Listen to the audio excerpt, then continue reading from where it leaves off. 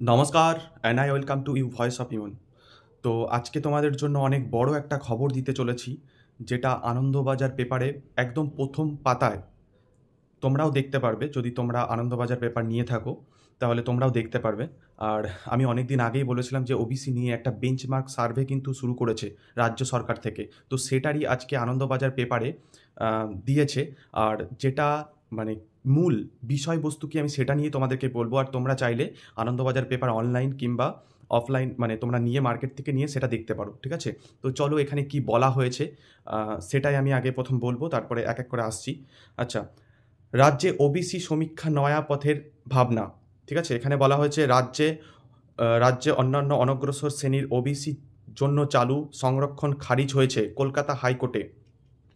আদালতের নির্দেশেই বাতিল হয়েছে ওবিসি শংসাপত্র। এমন সিদ্ধান্তের বিরুদ্ধে রাজ্য সরকারের আর্জি এখন সুপ্রিম কোর্টের বিচারাধীন। তো রাজ্য সরকার সেটা করে সুপ্রিম কোর্টে চ্যালেঞ্জ করে সুপ্রিম কোর্টে গেছে। তো সেটা এখনও সুপ্রিম কোর্টে চলছে, যেটা ওবিসি নিয়ে। আর সুপ্রিম কোর্ট কিন্তু যেটা হাইকোর্ট দিয়েছিল তার সেটা খারিজ এখনও করা হয়নি, হাইকোর্টের বিচার। ঠিক আছে, তো সেটা খারিজ এখনও করা হয়নি। তো সেটা নিয়ে রাজ্যের অন্য চিন্তাভাবনা শুরু করে দিয়েছে অলরেডি। তার ভিডিও আমি অনেক দিয়েছি আমি আমার চ্যানেলে, যে বেঞ্চমার্ক সার্ভে প্রত্যেকটা ডিস্ট্রিক্টে শুরু করা হয়েছে। তো সেটা নিয়েই আনন্দবাজার পত্রিকায় সন্দীপ চক্রবর্তী তিনি এই আর্টিকেল লিখছেন। তো এখানে আরও উল্লেখযোগ্য বলা হচ্ছে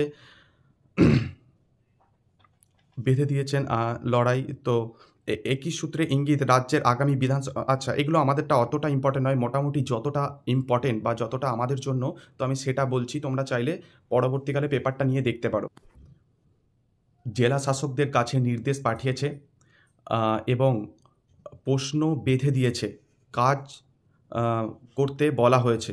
মানে যে সমীক্ষার যে কাজ সেটাই বলেছে। আর সেটা নিয়েই রাজ্য সরকার থেকে নির্দেশ পাঠিয়েছে প্রত্যেকটা জেলা শাসকের কাছে। তো সূত্রের খবর, রাজ্যের অনগ্রসর কমিশনের তরফ জেলা শাসকদের সঙ্গে ভিডিও কনফারেন্সে ওবিসি সমীক্ষা পরিকল্পনা ব্যাখ্যা করা হয়েছে প্রথমে, যেটা 1 মার্চ আমি ভিডিও করেছিলাম, যেটা ভিডিও কনফারেন্স হয়েছে সেটারই কথা বলছে। ঠিক আছে, তারপরে সরকারি বিজ্ঞপ্তি জারি করে ব্লক এবং পৌরসভা স্তরে কীভাবে কতজন সমীক্ষা কাজ করবে সেটা নিয়ে জানিয়েছে। ঠিক আছে, আর এখানে বলা হয়েছে আরও যেটা বলা হয়েছে মূল বিষয়, যে আইনি লড়াই, হ্যাঁ, যেটা বলা হয়েছে তারই মধ্যে নতুন করে ওবিসি সমীক্ষা শুরু করে দিয়েছে রাজ্য সরকার। জেলা শাসকদের কাছে নির্দেশ পাঠিয়েছে এবং প্রশ্ন বেঁধে দিয়েছে, শুরু করতে বলা হয়েছে। আইনি লড়াই চলাকালীন রাজ্যের এমন পদক্ষেপে প্রশ্ন তুলছেন অনেকেই। তবে সরকারি একটি সূত্রের খবর, রাজ্যের আগামী বিধানসভা বা যেটা আছে সেটা যেন না খারিজ হয়, বা প্রয়োজনে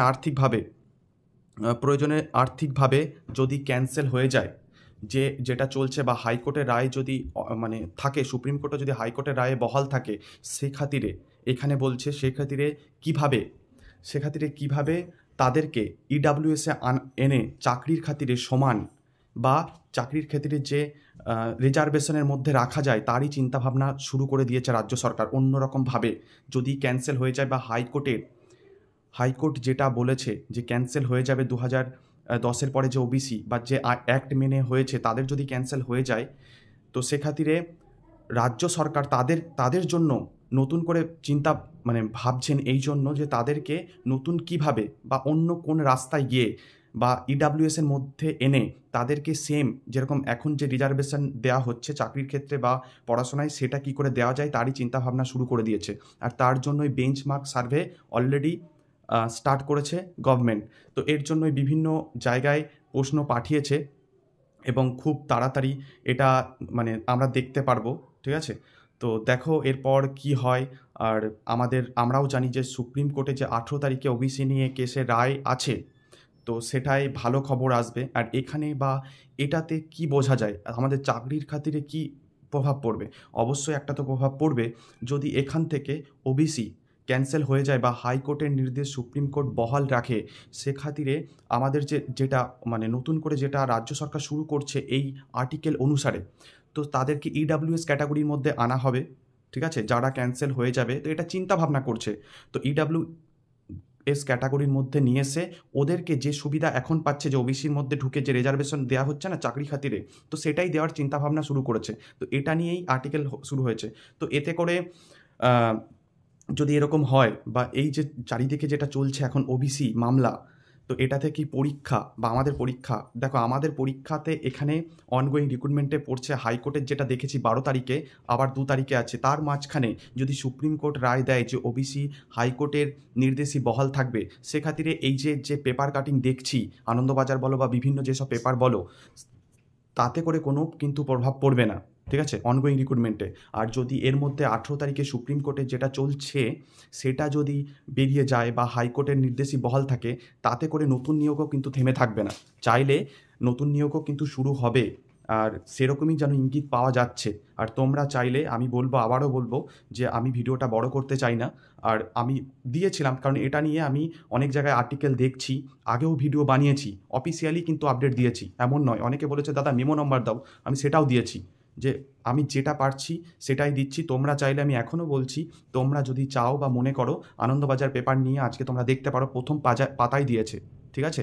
তো ওবিসি নিয়ে যেটা, যদি রাজ্য সরকার যেটা বলছে, যদি ক্যান্সেল করে দেয় বা হাইকোর্টের নির্দেশ বহাল থাকে, তাহলে কিন্তু এদেরকে নতুন করে রাজ্য সরকার চাইছে কি নতুন করে ইডাব্লিউএসের মধ্যে কী করে নিয়ে আসা যায়, বা এখন যেরকম মানে বেনিফিট বা সুবিধা দেওয়া হচ্ছে বা রিজার্ভেশন দেওয়া হচ্ছে চাকরির খাতিরে, তো সেটাই যেন বহাল থাকে, এটাই চাইছে মোটামুটি। বা ঠিক আছে, এটাই বলা হচ্ছে আর এটাই বোঝাতে চাইছে, এরকমই নির্দেশ দিয়েছে। বেঞ্চমার্ক সার্ভে শুরু হয়েছে এর জন্যই, তার জন্য কোশ্চেনও সেট হয়েছে। তো সেটা নিয়ে আমাদের মাথা ব্যথা নয়, আমাদের মাথা ব্যথা হচ্ছে এখন পরীক্ষা। দেখো এইটা যেটা চলছে, এটাতে পরীক্ষাতে বোঝা যায় যে কোনো রকম কিছু বাধা নেই। তাই জন্য এটা বলছি, আমি আগের ভিডিওতেও বলেছি, অনেকে মজা উড়িয়েছে, অনেক কিছু বলেছে, কিন্তু আমি লজিক্যালি কথা বলেছি, ঠিক আছে। তারই প্রমাণ আমি আজকে দিলাম, যে পরীক্ষা কিন্তু খুব তাড়াতাড়ি, খুব অবসম্ভাবী। তো যারা ভাবছো পরীক্ষা হবে না, তাদের মতামত। অনেকে আমাকে বলেছে WBP বোর্ডের আনঅফিসিয়াল মেম্বার, আমি কিন্তু কখনো বলিনি যে এই ডেটে এক্সাম হবে। আমি এটাই বলেছি ভিডিওতে, তোমরা অনেকে সাপোর্ট করেছো, যে আমি এটা বারবারই বলেছি, যদি পরীক্ষা হয়, যদি প্রসেসিং শুরু করতে হয়, যদি 26-এ ভোটে কাজে মানে লাগাতে হয় এই রিক্রুটমেন্টকে দিয়ে, তাহলে কিন্তু প্রসেসিং স্টার্ট করতে হবে। তার কারণ অনেকটা প্রসেস, লম্বা একটা লেন্দি প্রসেস। চাইলেই একদিন পরীক্ষা নিয়ে তারপর দিন রেজাল্ট বার করে দিয়ে জয়েনিং হবে না এটা। তার কারণ মাঠ আছে, মেডিকেল আছে, ডকুমেন্ট ভেরিফিকেশান আছে, মেন আছে, অনেকটা লেন্দি প্রসেস।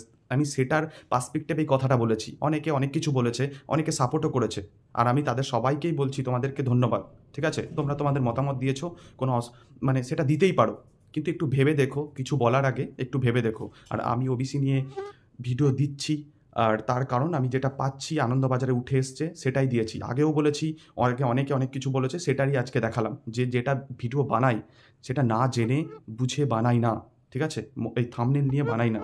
সেটাই বলছি, এই যেটা চলছে এটার পার্সপেক্টিভে বলা যায় এক্সাম খুব তাড়াতাড়ি এক্সাম হতে চলেছে, ঠিক আছে। তোমরা যারা প্রিপারেশান শুরু করেছো বা প্রিপারেশান থেকে আস্তে আস্তে সরে যাচ্ছ, তাদেরকে বলবো মুভ অন করো। এক্সাম কিন্তু খুব তাড়াতাড়ি হবে, আর এক্সাম মে-জুন মাসেই হবে, ঠিক আছে।